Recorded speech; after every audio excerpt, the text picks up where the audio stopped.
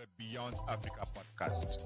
Welcome to the Beyond Africa podcast, the only platform where experts share their views on African issues. You are welcome back to the Beyond Africa podcast with me, Ngalim Bernard, at the anchor. And today we're going to explore President Donald Trump's first 3 weeks in office and what he has done for Africa and his decisions and the effects on Africa. First, he ordered a USAID freeze for 90 days. Then, he sanctioned South Africa and ordered a strike on ISIS base in Somalia. With me in the studio today is Mr. Joshua Meservey, who's been here before, and we explored and predicted on what Donald Trump's presidency was going to be in Africa. And today we're looking at his first 3 weeks.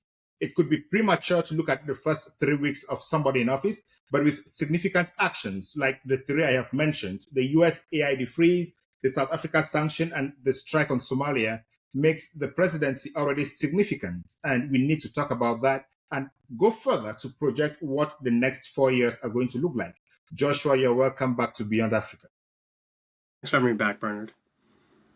It's a pleasure to have you here, and it's just 3 weeks since Donald Trump took the presidency. And do you find this 3 weeks as active as I do? It's been, from an Africa policy perspective, it's been wild, is the word that comes to mind. It's actually hard to keep up with all the developments. They've been happening so rapidly.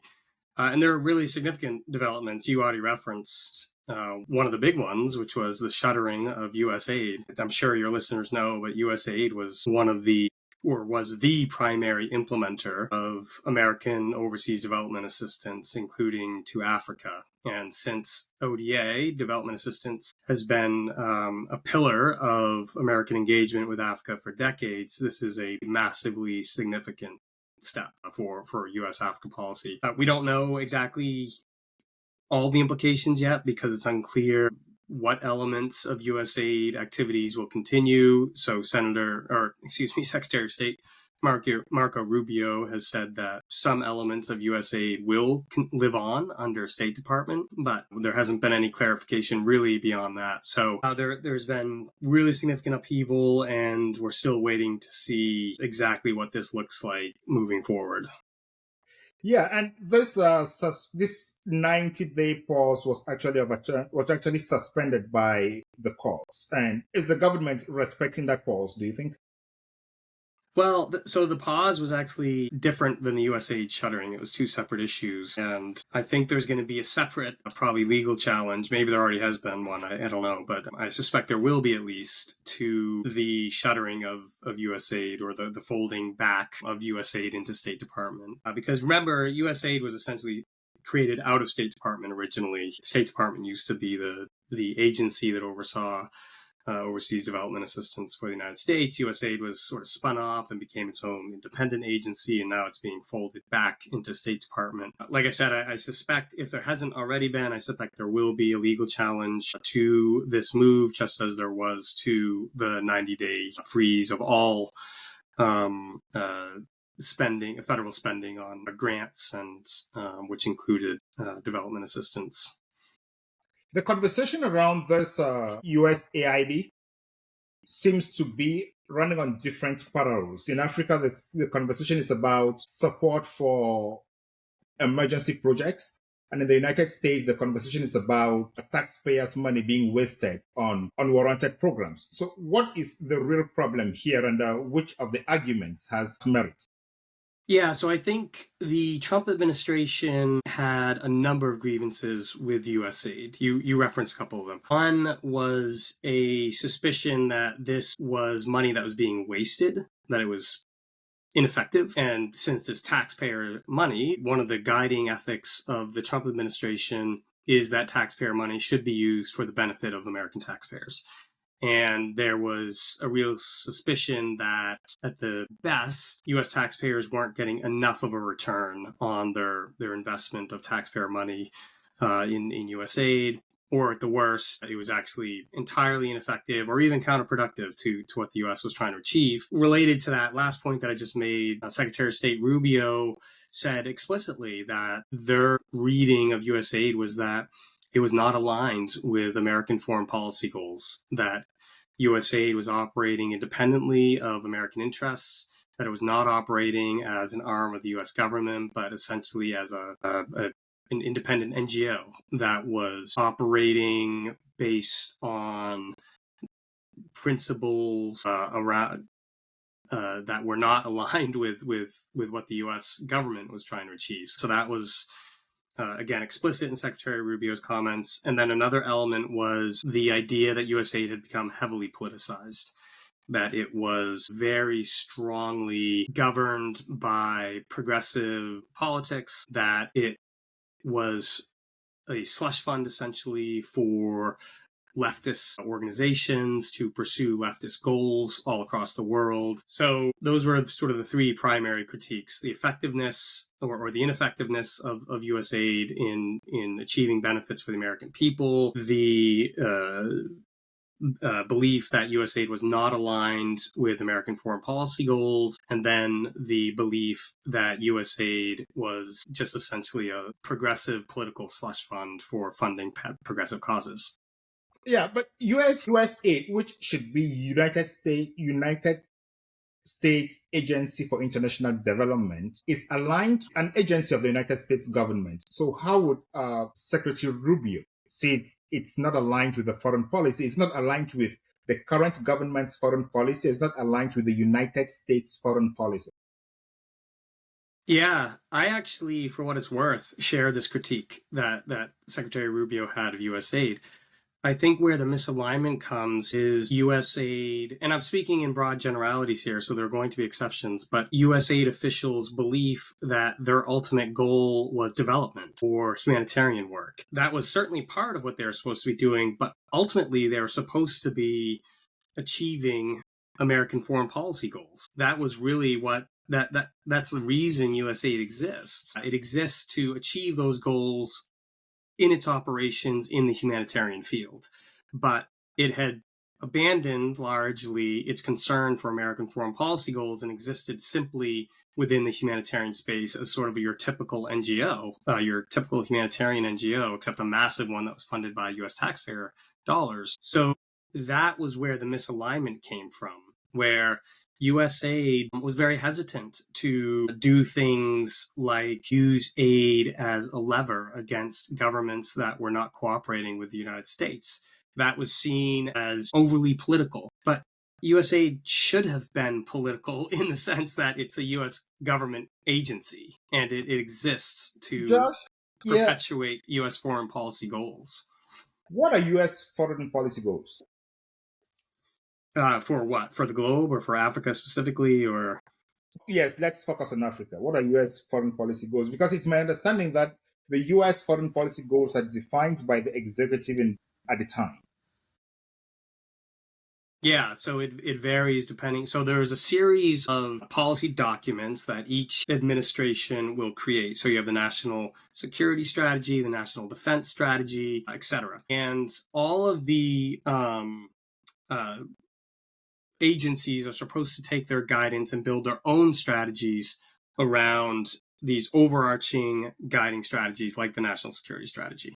So they will take, and oftentimes the NSS, the National Security Strategy, is a very high level document. It doesn't get into a lot of specifics, but it lays out sort of guiding principles for what the national security strategy of the United States will be. And then each agency takes the elements of that are relevant to their own work and tries to interpret that into their own policy. So that is where agencies like USAID are supposed to be getting their marching orders, so to speak, or inferring their marching orders. Because again, the high level strategy documents are high level. They're principles and there's not enough space to get into nitty gritty tactics and policies and such. That is, in the case of Africa, traditionally, the pillars of U.S. engagement toward Africa have been development assistance, which is what we're talking about, security cooperation, which is DoD mainly led activities, or Department of Defense led activities. These are trying to suppress the threat of al-Shabaab and ISIS and other insecurity on the continent. And then your typical diplomatic activities. The U.S. has, I think, 56 diplomatic missions on the continent, so embassies and consulates. So it has an active diplomatic presence as well. So those typically, over the decades, those have been the three main pillars of American engagement toward Africa. Yeah, which means these are defined by the executive at the time, and then the lower agencies execute them. But I think I heard some conversation about the USAID or some people who are around the USAID saying they don't need to take the marching orders from the current executive.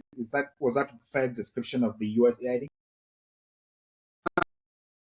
If that was ever voiced explicitly by Usaid officials, that would have been extremely ill-advised if they did say such a thing publicly.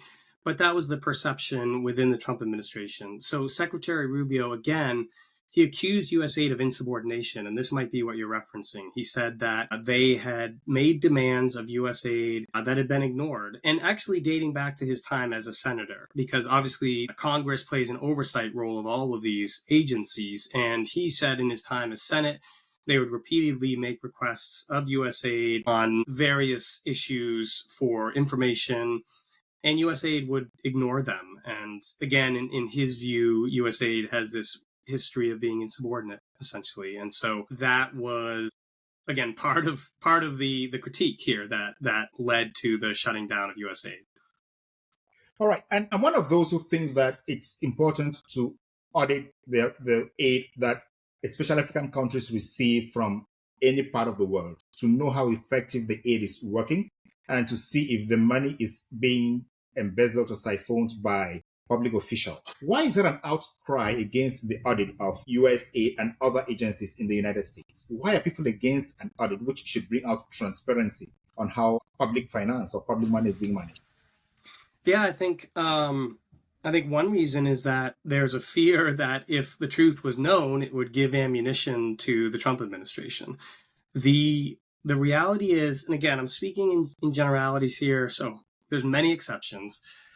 But the reality is that agencies like USAID are staffed by people with progressive politics. That's just a fact. And it's the same at State Department. Now, that does not mean that someone with progressive politics cannot be a loyal and faithful civil servant, even under a Republican or a conservative administration. That's not what I'm saying. However, when that is the prevailing ethic of a politically progressive worldview is a prevailing ethic within an agency, that means that it's extraordinarily hard for that agency to not move or not favor and privilege a progressive understanding of the world. And that's what's happened here. So I think that it's led to directly to this shuttering of USAID, because people was so dominantly tilted toward a progressive understanding of the world. There was a deep suspicion of conservative administrations and a fear, again, that if an audit was done and if corruption was uncovered and misappropriation and everything else was uncovered, that would lead to things like the shutting down of USAID, like the thing that happened. So I suspect that is a major reason for resistance to the type of transparency that an audit might bring. I think I overheard President Trump say he loves the idea or the concept of USAID, but his problem is the way it is being executed. Can that account for this statement in the memorandum that he sent to the Secretary of State, Defense, Human and Health Services, and the Director of USAID, where he said, I further direct the Secretary of State to take all necessary actions to the extent permitted by law to ensure that U.S. taxpayers' dollars do not fund organizations or programs that support or participate in the management of a program of coercive abortion or involuntary sterilization. Could that be what he's talking about? And has the USAID been doing this? Do you have any information about that?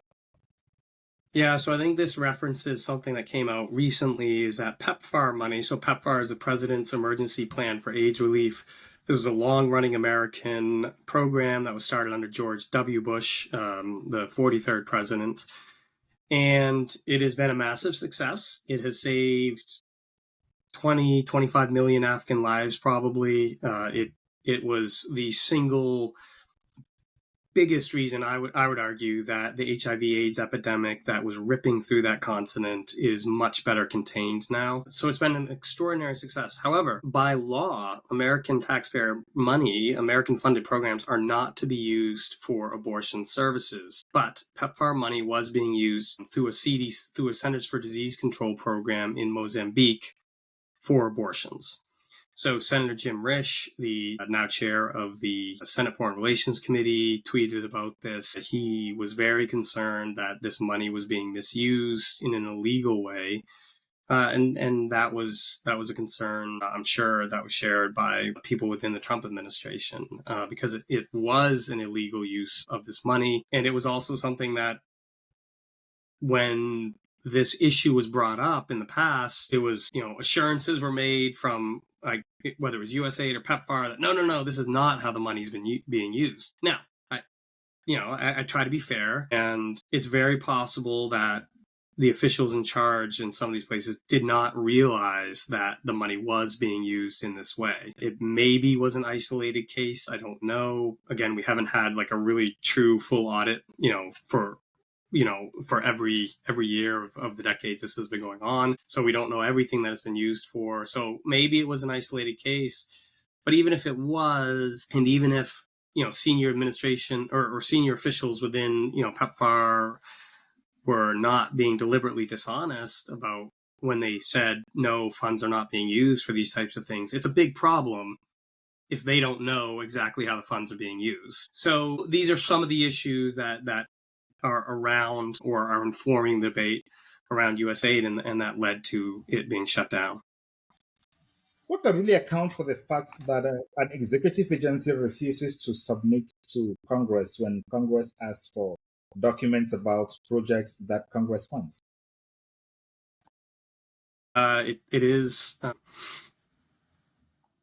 It's concerning. It's not the way, obviously, things should be. The government is designed with the People's Branch, Congress, to have oversight authority over the executive. So I am a big believer in the saying that never ascribe to malice what can be explained by incompetence. And I think it's possible that some of these requests were lost in the bureaucracy, or people just felt they were too busy to really service these requests from Congress, which again would be a real dereliction, a true dereliction of their legal duties. So I don't know exactly in every situation why Congress was being ignored on some of these requests. But again, Secretary Rubio said explicitly in his comments about USAID that this is a problem going back many years, including to his time as a senator. Yeah, so from this concept of auditing the USAID, I think beneficiary countries should rather be supporting this idea because it can paint a picture for beneficiaries, intended beneficiaries, to know where the money was intended to be, and they could have a better vision of money coming into Africa, for example, so they can actually see if the money from the United States ascribed or appropriated for particular purposes are actually being used for those purposes. Because I have the impression that most of those who are commenting about USAID, the freeze and all the rest, focus only on the PEPFAR, that is on the AIDS aid, but they don't look at other aspects of aid that come through the USAID or through the government of the United States. So one of the problems the U.S. has had here, and I and others, I'm not the only one, have had this concern for a long time, actually, is that despite the extraordinary, or a lot of African people don't know about the extraordinary generosity of the American people in funding things like PEPFAR. So the U.S., again, should get credit for using taxpayer money to do these things, but part of the problem is that we haven't been getting credit, and certainly we haven't been getting much in the way of diplomatic support or anything else from African governments. And that is babysitting African governments. And is this babysitting not the reason for the slow development and industrialization that Africa is facing? Because maybe everything that is an emergency that we need is readily provided by the United States government and other governments. Yeah, I think that's a possibility. Again, this is one of the traditional critiques of development assistance. It's been around for decades, and I think I would share this critique, that when African governments can rely on U.S. development assistance to plug certain gaps or holes, maybe in their public health infrastructure or in other problems that exist, they are not properly motivated or incentivized to fix those problems. So related to that is the reality that development assistance might shield African governments from the consequences of their own misgovernance. It might help them avoid accountability from their own people, because these African governments, which in some cases are destroying their own countries because of their corruption and their effectlessness and incompetence, are in some ways being bailed out by American, and it's not just U.S. development assistance. Many other countries give this type of assistance as well. It's just the U.S. is the biggest one. So these governments are actually getting bailed out in a sense. They're not facing the full consequences of their misgovernance. And that's hard to quantify. But it's plausible to me that is a dynamic going on here. It's very in keeping with human nature. Like, humans just, if they can get something for free, they will happily take that thing for free and not work as hard at providing it for themselves. That's just human nature. That's true everywhere, all across the world. And so that is a dynamic that exists when the United States gives a lot of money to some of these countries. I think it does sap government's motivation in some cases to do the hard work of improving things in their country. Yeah, that is why we say it is important to teach somebody how to fish rather than give that person fish, because the person will always come back for the fish. So let's slide a little here. I read an article by Voice of America that was published 2 days ago, and it says the United States has declared an interest in developing the African mining sector. Have you come across that article? I haven't seen that specific article, but the headline is correct. Please tell us more, because these are the type of things we like to hear, and because we want to see how Africa can develop. Tell us more about the current ideas. Sure. So it's been clear for a while now that the U.S. has a serious problem with its critical minerals supply chain. So I'm sure all your listeners are aware what critical minerals are, but just in case someone isn't, critical minerals are minerals that are critical to the American economy, especially the high-tech sector. So there are certain minerals that are necessary for computer chips and but also American defense. So some of these very sophisticated weapons platforms that the United States uses, fighter jets, satellites, everything you can almost imagine in the tech sector relies a lot on certain minerals. Now, the problem that the United States has is that some of these minerals, quite a few of them actually, are primarily processed in China. So in some cases, China has 95 or 99% of the refining capacity of certain key minerals.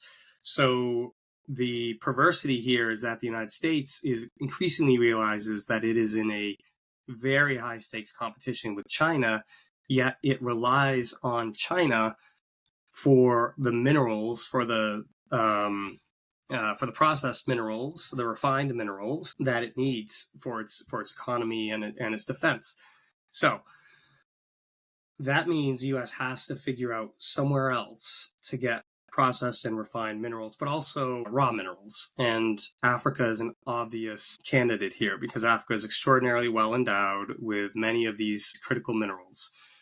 African governments are also more and more interested in doing value add activities to their resources, including minerals, on the continent. So I think Africa has to be part of the solution here for the United States as it tries to secure its critical mineral supply chains.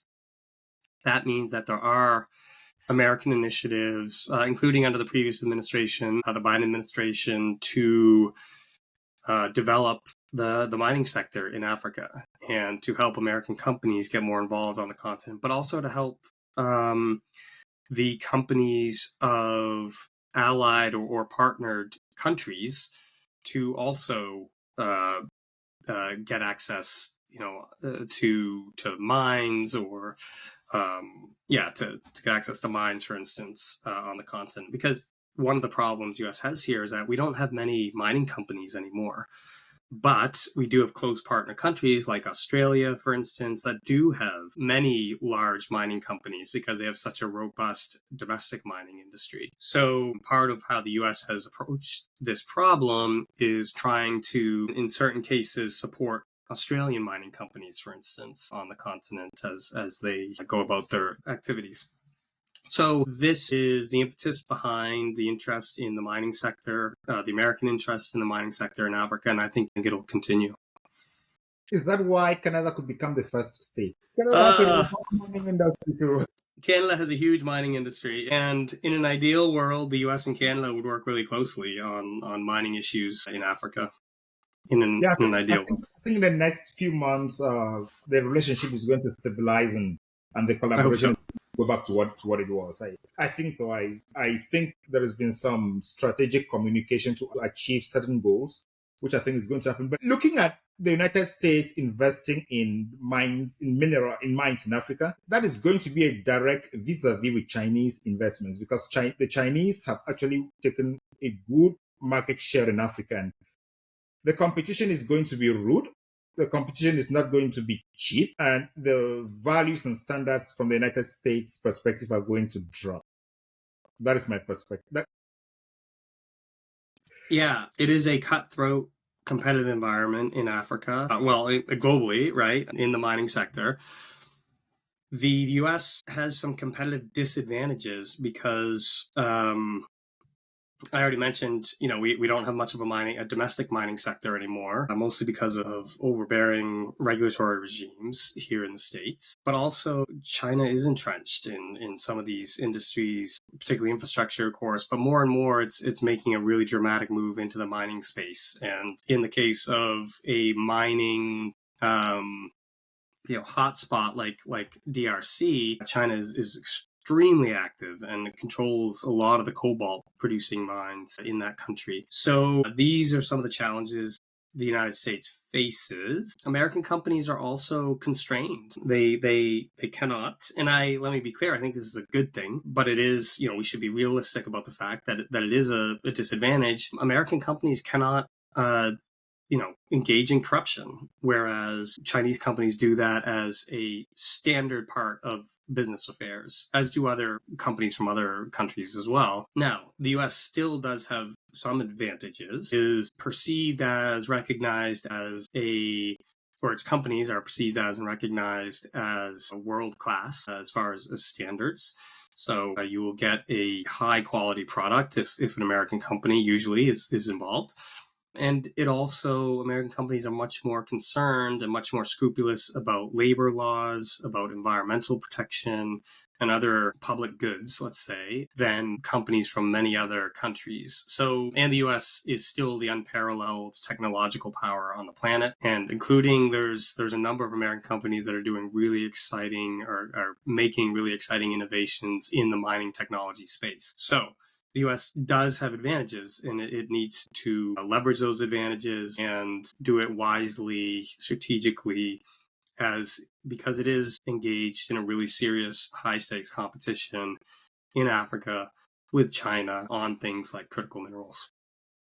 Yeah, and I'm looking at the recent decisions, I think it was by the State Department, or if I'm not very sure, by the Department of Justice, I'm not very sure, but Glencore was indicted in the United States and in the UK for corruption in Cameroon, DRC, Nigeria. Glencore is not an American company, if I understand very well, but they have undertakings in the United States. That's why they were charged. And they settled for that. Yeah, I don't know about all the legal questions around jurisdiction and et cetera, but that I assume that's also why American courts were involved here is because of Glencore's American operations. But again, that gets into very tricky international law territory that I am not at all qualified to speak on.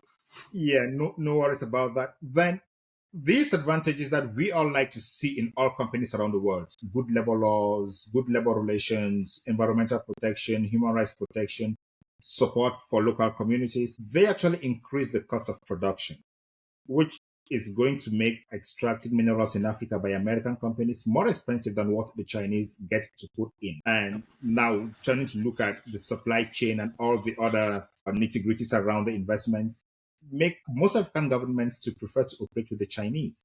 So is the United States, I don't know how the new policy is going to be crafted, but the United States is going to come out at a disadvantage here. But does the United States consider the reputation more important than some of the profits they could be making from these? Well, I think, again, this is a matter of law for the United States. So we have the Foreign Corrupt Practices Act, which makes it illegal for American companies or American individuals to offer bribes overseas, whether for, whatever the motivation is, it is the law, and you have to comply with that.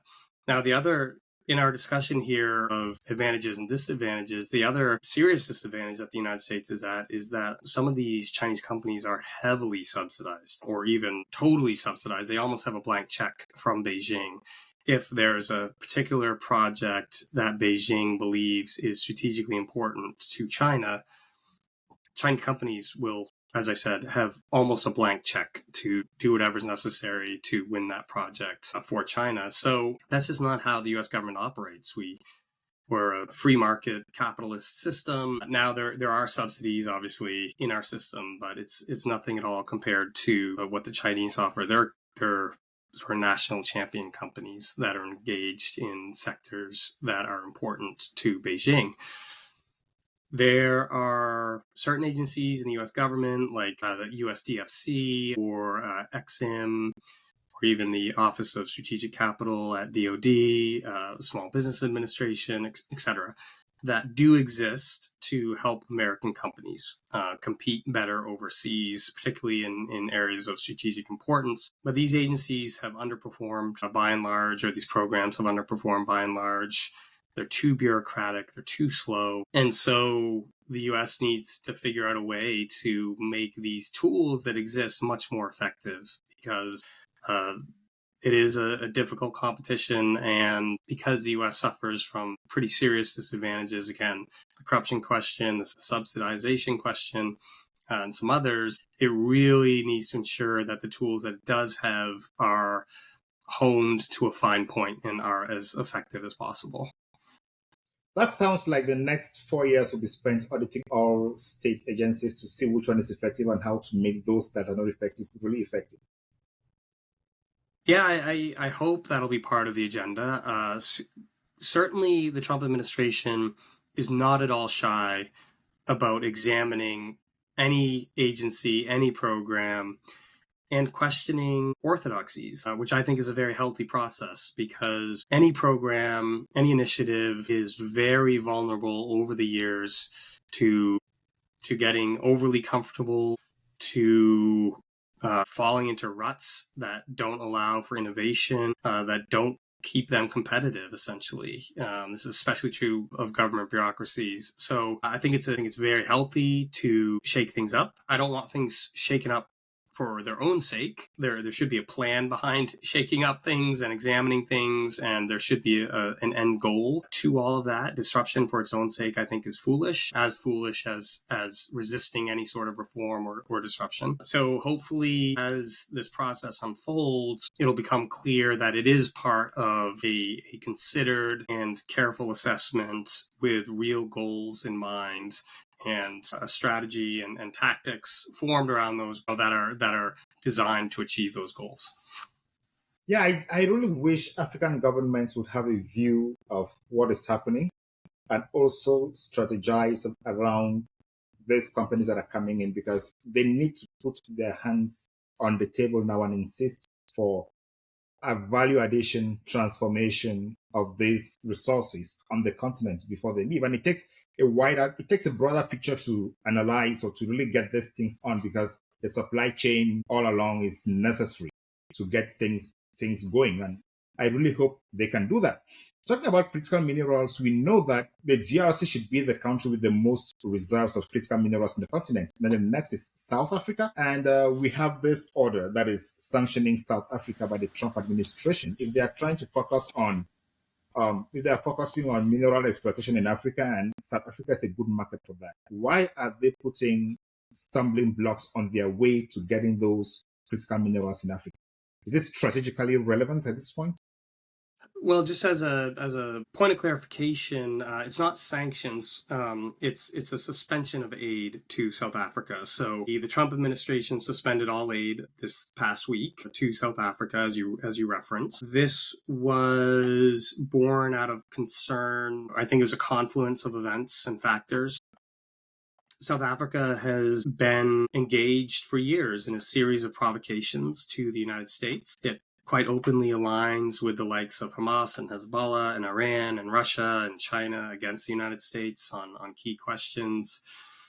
So there was already a deeply strained relationship. And then South African President Cyril Ramaphosa signed into law a bill that allows for expropriation with no compensation of property. And now we could spend 5 hours arguing the esoteric points of legal questions around this bill, because depending on which side you are on of this debate, some will say no, this just further codifies something that already existed in South African law. It'll be highly sort of circumscribed or used very sparingly, whereas others would say, this is my general read of the situation, that no, opens a Pandora's box and allows government to engage in all sorts of negative behavior where they would have almost carte blanche to seize property. And by the way, when we say property, again, from the legal analysis that I've read, we think of property as physical terrain. Property as it's used in this context could mean literally anything. It could mean intellectual property. It could mean goods. It doesn't mean land, right? It's not only land, let me say. So it's very sweeping. And to me, the question boils down to, do you trust the South African government with this type of power? I don't. The Trump policy is America first and non-intervention in foreign questions. Why is the Trump government so focused on this particular question in South Africa? Yeah, well, I think it's, as I said, a confluence of events, and it comes already because there is this deep suspicion of how South Africa was behaving, particularly as it pursued Israel on the international stage because of because of the war in Gaza. And then the sort of specific trigger was this law that I just referenced that Ramaphosa signed. And then within the executive order or within the announcement of the action against South Africa was the notation that the South African government has discriminated against minority populations within South Africa. That is a reference to what is in the South African context is called Black economic empowerment laws. We would know it as sort of affirmative action style policies, except on steroids in the South African case. Extremely aggressive affirmative action policies, including things, stipulations like a certain percentage of ownership of any company in South Africa must be owned, again, in a certain percentage by Black ownership. And so very, very aggressive, policies, and that really conflicts with the Trump administration's sort of view on these things. My question, Josh, is let's keep the international aspect out of it. The Hamas, Israel, Iran, Hezbollah part of it. What you have cited as the BEE laws and the Expropriation Act, those are internal questions of South Africa. Why does he have this particular interest in this particular case? Is he using this as a mirror to get in because of the international aspects of it?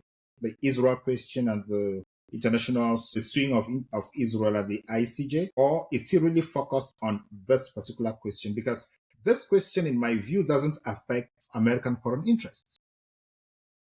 I don't think you can actually divorce the international from the domestic, because from what we've observed and what we know about President Trump, everything is a negotiation. And so he's not going to say, well, I'm not going to pull this lever because it applies, only in the domestic context of South Africa. If he wants to affect what's happening internationally, he will happily pull a lever that applies primarily to domestic issues within South Africa. To him, it's all, it's all connected. And I think it's actually, these expropriation laws do affect American interests. There's something like 500 American businesses that are invested in South Africa. This expropriation law would obviously affect, or has the potential to affect those businesses. So it's not just simply a purely domestic issue because of the American business factor. But again, I think it's all, I think the reason that the president is focused on the expropriation issue and the human rights issue isn't only because of those issues on their own merits. It's also because of the international issues. It's all connected. Yeah, I think this clarity has to be made because there are many African Americans who voted for President Trump, who supported President Trump because of his America First policy and non-intervention in the domestic affairs of other nations. Not saying that it can never happen, but when it goes so narrow into specific issues and even mentioning the Afrikaners, I think it runs contrary to his philosophy, to his central philosophy, which should be a question that Africans should be asking. Yeah. Well, I actually, I would say as a point of clarification, Trump has never said he wouldn't interfere in anyone's domestic affairs. What he has said is, or he's expressed a profound skepticism of American involvement in wars, overseas wars, for instance. But I think he would happily, if he thought it was benefited the United States, he would happily interfere in countries' internal affairs. And the whole question of internal affairs is usually used as a shield by governments that are behaving very poorly. That's generally the protestation that they trot out is, well, this is interference in our political, in our globalized world. It's harder and harder to distinguish between, what are purely internal affairs. Because even, we're talking about this law, this pretty esoteric law, frankly, that made its way through the South African Parliament, was signed by the president. It touches on all sorts of deeply rooted, contentious issues within South African history and society, but it does affect the United States. Now, it's a bit tangential, but there is a link there. So I think President Trump, this is one of those orthodoxies that he's totally happy to challenge. This idea that countries shouldn't interfere in other countries' internal affairs. Well, that's been the history of the world, is countries interfering in other countries' internal affairs. The United States, our own internal affairs get interfered with quite regularly by other countries. So, I think that's the distinction. It's not a President Trump didn't run on an idea that he would never interfere in other countries' affairs. I think actually what he ran on was the idea he will do what it takes to defend American interests and help Americans. Even if it means interfering with interfering in another country's internal affairs. Absolutely. Okay. Yeah. So again, I think it's really hard to say another country's internal affairs given our global context, right? Because you can draw links even between this South Africa issue to American interests, given American investment and other things in the country. So American interests would be American economic interests and American security interests. Yeah. All right. And should we expect the Trump administration to intervene more in other countries' situations when he sees or deems that American interests are being threatened? And who makes that evaluation? Does he make it, or is it the American Security Council, or who makes that evaluation? Well, I think the answer is yes. He will be willing to do that. Now, as to who makes that analysis, excuse me, I got a tickle in my throat here. I think it depends on the issue. In this South Africa case, it seems clear that he has senior people around him who are interested in the South Africa case. Elon Musk is a South African. He has business interests Elon Musk is an American. He was born in South Africa, let me say that. But he has business interests in South Africa. I think it'll be on a case-by-case basis. If the bureaucracy at the NSC or wherever feels like there's an issue that where it's required for the US to aggressively defend American interests or the good of Americans, they might make that decision if it's a an issue that doesn't rise to the level of bringing it to the attention of the United States president, because a lot of issues, or I should say, very few issues actually trickle up to the president's level, because he is dealing with a million things every single day. So you have to be extraordinarily discerning and cautious about which issues you send up to that level. And so most issues are handled, at lower echelons. Yeah, there is this post you put on X today, which you basically say that the ANC is kind of mixing things here, considering the US generous aid to South Africa as interfering in South African issues. Yeah, so the way that... You understand that? Yeah, so the way that the African National Congress has framed this issue is that the United States is interfering in domestic South African political affairs. The point that I was making was what happened was the U.S. suspended aid to South Africa. And the ANC is framing that as interference in their internal affairs. But aid is a gift from the United States. So it would be very weird, Bernard, if you gave me gifts every year, like these wonderful gifts, and, they're important and valuable, and then you stop giving them. It would be a little bit strange for me to say, how dare you, right? Like, this is unacceptable. Well, no, this is a gift. You don't deserve a gift. You're given a gift as something extra. And if that gift is withdrawn, you're just back at a normal level, so to speak, right? There shouldn't be any expectation of a gift continuing. So that was my point. Now, clearly, this suspension of aid was designed to pressure the government in Pretoria on these issues that the Trump administration felt they weren't handling properly. So there is that element, of course. But I was mostly reacting in that tweet to what I saw as the ANC's articulation of a real entitlement to American assistance that we see, I think, all across the continent, where African governments do not treat American assistance as a gift to be reciprocated, a favor to be reciprocated, but as something they're owed, or something they're entitled to. And that's a problem if you're in the Trump administration and your entire ethic is that all American programs and all American money should benefit Americans. But if development assistance is just simply being treated as an entitlement, and again, not as a favor to be paid back or to be reciprocated, then there's a mismatch there. Yeah, Julius Malema and Elon Musk have been going hot on X. And do you think that this relationship is going to be healed anytime soon? It's going to be hard. We could talk for hours about South Africa because it's such a complex and interesting and important country. But we are at this point because the African National Congress, which has dominated South African politics since 1994, the end of apartheid,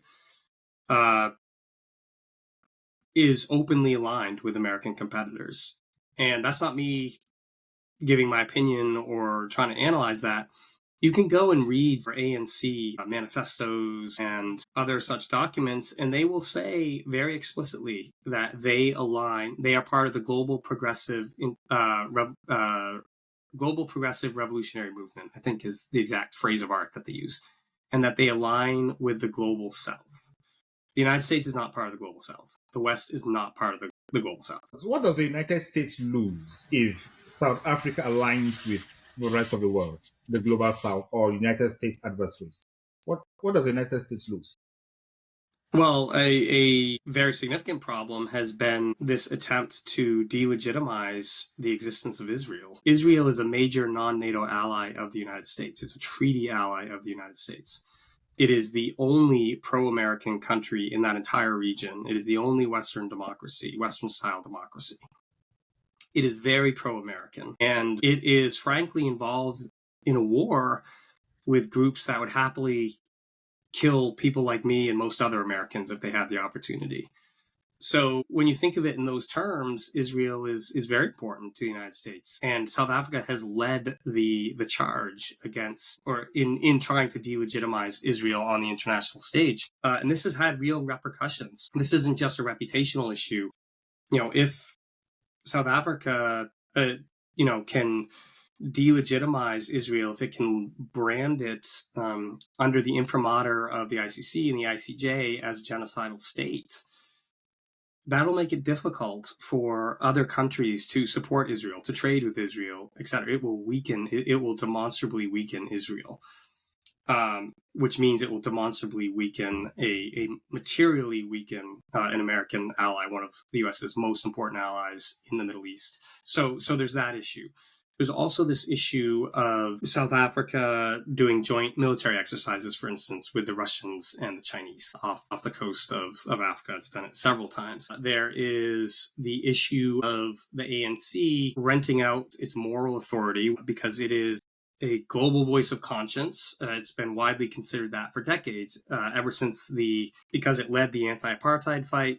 It was the party of Nelson Mandela, and all of which garnered it immense international sympathy and respect, including in the United States. So it has weaponized that moral authority to defend the likes of Iran, to defend the likes of Syria.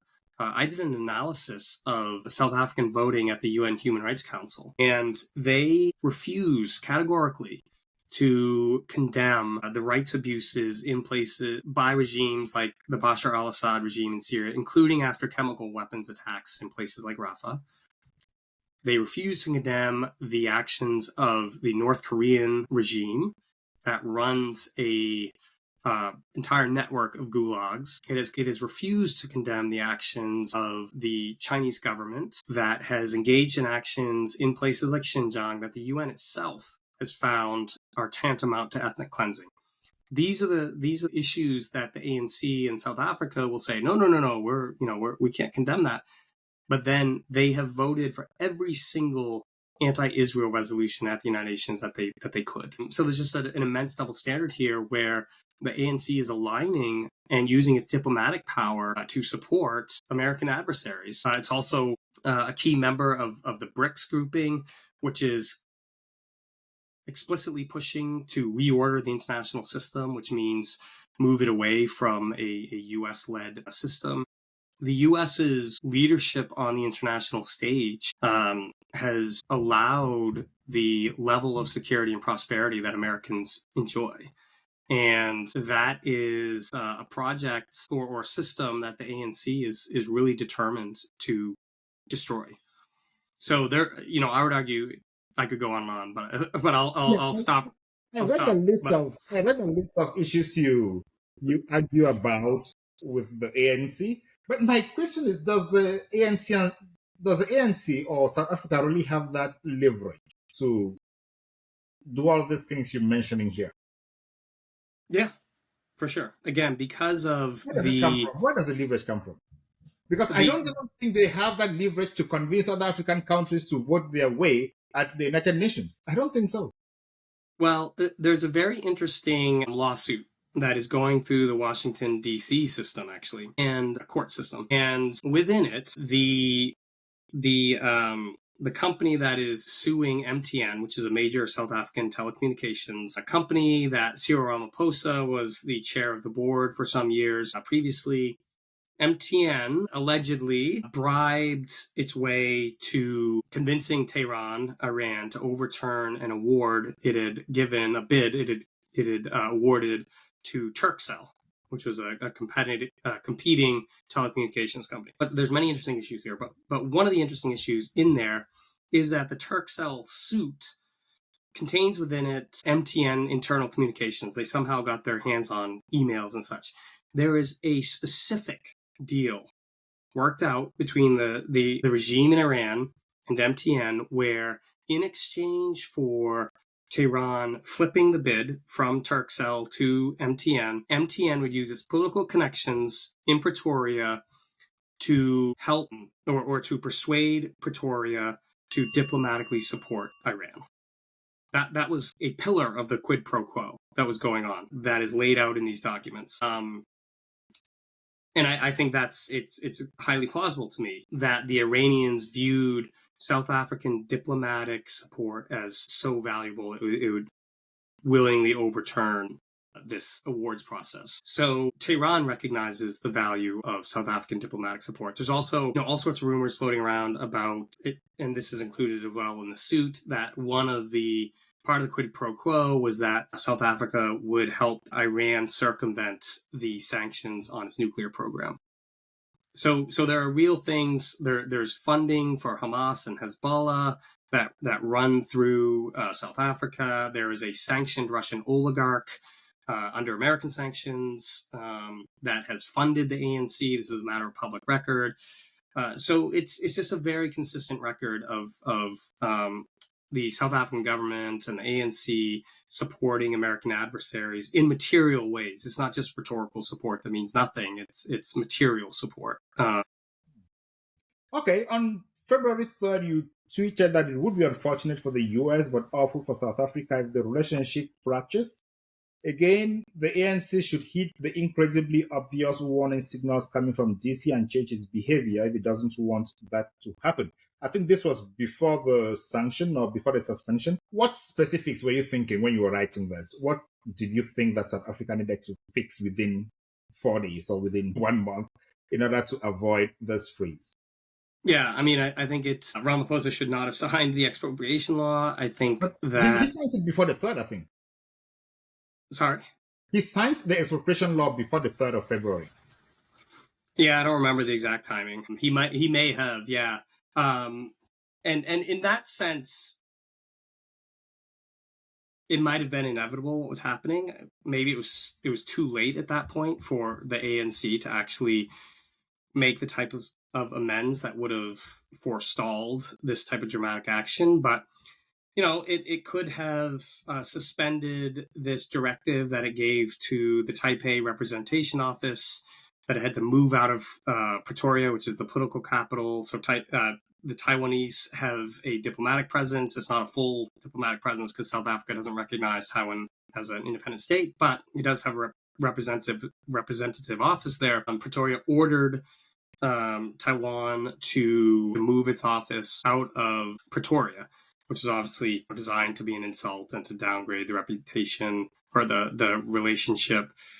So it could have stopped that process. That process is still ongoing, apparently. I suspect that might be one of the negotiating points that will come out as the South Africans send delegations to DC, which is happening soon. And then I think it could have done something that actually the current South African ambassador to the United States has recommended, which is be less vocal on the Gaza stuff. But yet it just doubles and triples down on the Gaza things. It joined, I'm going to forget the name of it. They created or were part of creating this new grouping of countries that also include Namibia and Senegal, interestingly, but, Venezuela and sort of rogue regimes all across the world that are committed to pushing even more aggressively on the Gaza stuff. So it could tell the United States, hey, we're not going to rename Santon Drive in Pretoria to Leila Khaled Drive, which is something that the ANC has been pushing for. Leila Khaled was a PLA or a PLO terrorist who was involved in hijacking an airplane. And the Deputy Secretary General of the ANC has, in public remarks,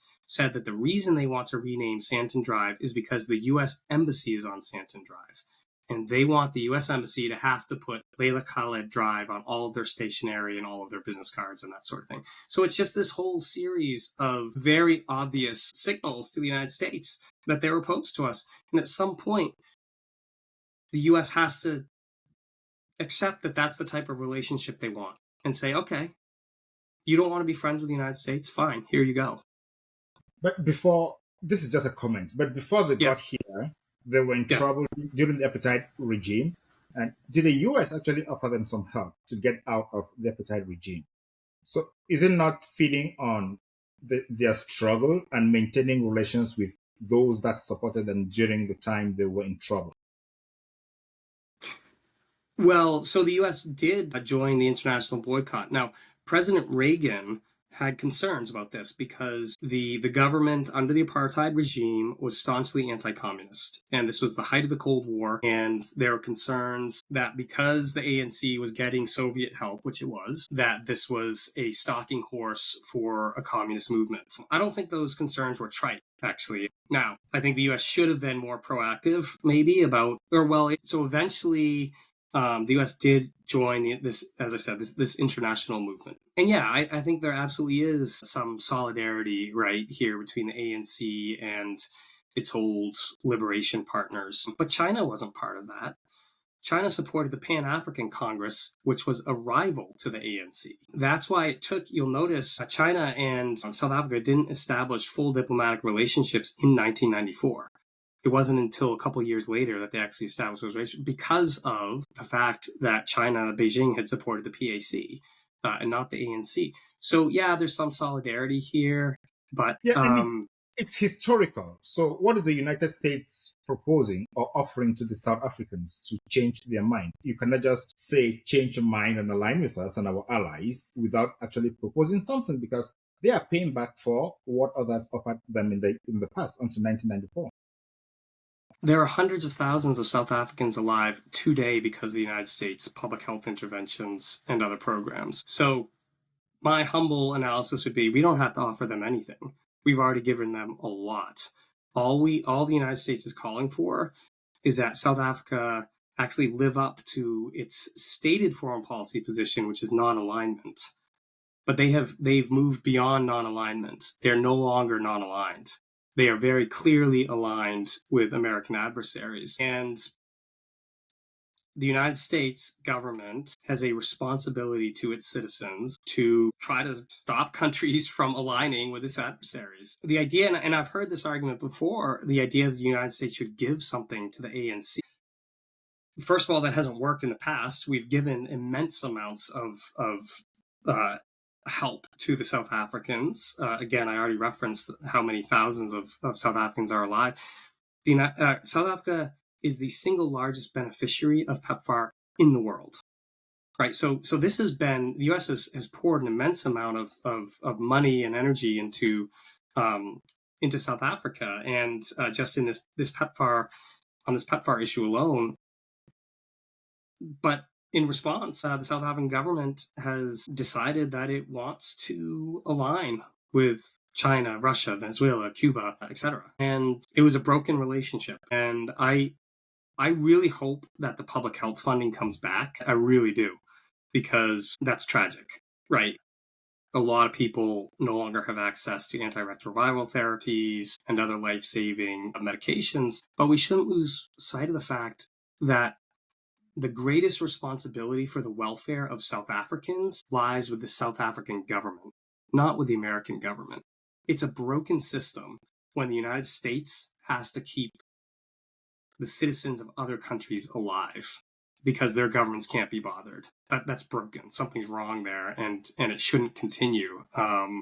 So, I think it would be bad for the United States for there to be a complete rupture with South Africa. I think that would be a bad development because South Africa is an important African country.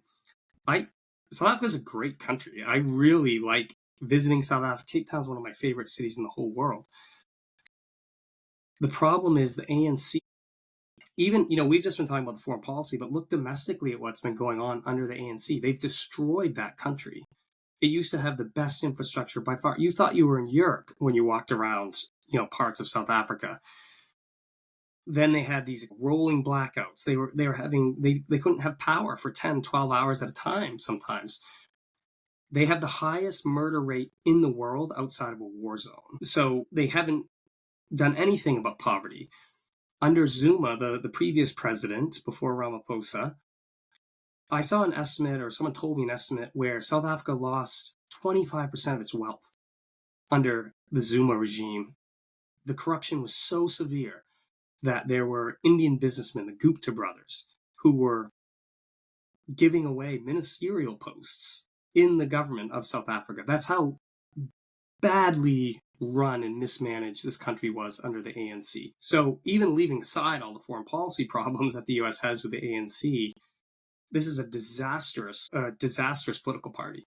I think the U.S. has I hope it will do a very sober assessment of all of its interests in the country, but it shouldn't be swayed by arguments that, well, the ANC is the Liberation Party, and et cetera, et cetera. Like, the world has moved on. Like, we are 30 years away from that now. And at some point, the ANC has to take responsibility for its own catastrophic mismanagement of the country. Yeah, I'm really hoping that we get to a point where the United States and the Republic of South Africa get to resolve these issues amicably, because the South African Republic is one of the most important in the continent. And yes, if they lose traction with the United States, it's not going to be a fair representation of the continent. And I also believe that the ANC and, in fact, the Black people in South Africa should take more agency in the management of the country. I was there for 2 weeks in December, and in Bloemfontein there was no water for 1 week. In Johannesburg there was no water for 1 week, and that is strange in South Africa. So I'll be inviting some South Africans here to come and discuss, because if South Africa falls down under this regime, it's going to be a reflection of what is happening throughout Africa. And South Africa should not regress. South Africa needs to progress and pull the other African countries towards South Africa. We cannot let this happen. We need to work to get South Africa stable and moving forward. And I would prefer South Africa that is more non-aligned, so that the relationships are equally balanced, and South Africa gets advantages from all over, so that even those immigrants in South Africa can also benefit. Imagine stopping PEPFAR. It's not good for the country. It's not good for the continent. And I really hope that the South African delegation coming over to DC is going to help resolve the issues, and we get a common solution, and a good one for the people of South Africa. Then let's switch gears, talking about Iran, Somalia, all the terrorists around the world. One of the reasons many people around the world appreciated the first Donald Trump mandate was because he did not start any wars. He actually made surgical and pointed strikes, attacking terrorists and even killing some of them. Now, recently he attacked and struck a terrorist, the ISIS base in South Africa, and killed the lead terrorist. So now, my question is, before we even get to the nitty-gritties of all this, why is the United States and its allies in the West, France, UK, Germany, why are they more concerned about terrorism than Russia and China, for example? Is it of the making of these countries, or is it because others just hate the United States? Yeah, it's an interesting question. China will say that terrorist attacks in Xinjiang are part of the reason they launched this massive campaign, again, what the UN has said amounts to ethnic cleansing in Xinjiang. So they're deeply concerned about terrorism there. They are, especially the Chinese, are concerned, I think, about terrorism on the continent because it has the potential to disrupt their commercial projects.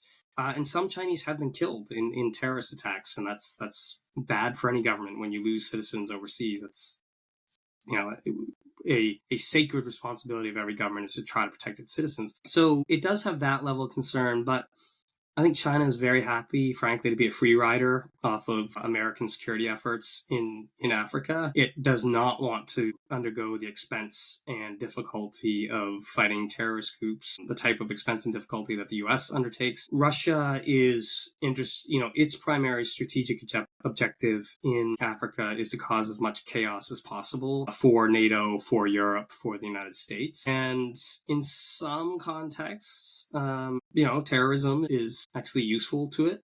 Now, I will also say that Russian mercenaries have been killed in Africa, certainly by like Tuareg rebel groups. I'm thinking of this thing that happened in northern Mali, but there might have been terrorist elements involved in that as well. But again, I think Moscow is willing to bear those types of costs because its overall strategic objective is to just cause problems for NATO and Europe on its southern flank vis-a-vis Africa. So I think that, and also the Wagner model, the Africa Corps model of the Russian mercenaries is to provide regime protection. So again, if a regime is under threat by terrorists, in some ways that sort of helps Russia because then it can go to it and say, hey, we've got this regime protection package. That's what we saw in Mali, in Burkina Faso, in Niger that are all facing a very serious terrorist threat. I think that accounts for the different approaches to terrorism on the continent from the US and from China and Russia. And maybe one final point on this, ISIS and Al-Qaeda, including those groups that are active in Africa, talk about the United States. That's in some European countries, but those are the enemies, the global enemies that it identifies. They're much less focused on Russia or China. The fear in Washington is that if these terrorist groups that operate in Africa had the opportunity, they would strike the United States. If they had the opportunity to strike Russia and China, it doesn't seem like they're actually that interested in going in that direction. Thank you. Josh,